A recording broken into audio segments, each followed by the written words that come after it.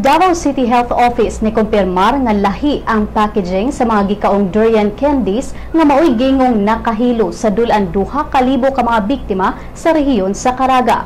Matud ni Robert Oconer, ang pangu sa Environment Sanitation Division sa City Health Office sa Davao, nga lahi ra ang packaging sa mga gibaligyang durian candies. Matud ni Oconer nga posibleng ang mga durian candies sa Surigao del Sur giripak ug posibleng nakontamina.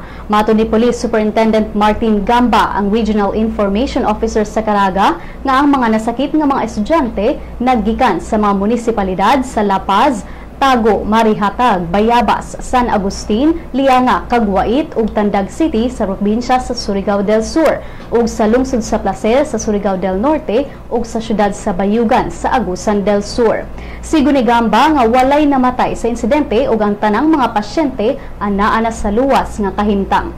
Ning pagbalita, matud ni Oconer nga gimonitor nila ang mga durian ug mangosteen products nga gibaligya sukad Enero ning tuiga. Ug ang tanang mga namaligya og durian candy sa Davao City giagi sab sa Food and Drugs Administration. Sigo ni Oconer nga samtang naghuwat pa sila sa resulta sa mga laboratory test sa mga candies, temporaryong gipasirad-an una ang 2 ka mga manufacturers sa candies. Ilasab gisusi ang gigikanan sa mga durian ug mangosteen candies. Niadtong niaging adlaw gibalhog na sa Tandag City Police ang 7 ka mga suspect, samtang dunay laing 6 ka mga suspetsado ang pabiling gawas nun.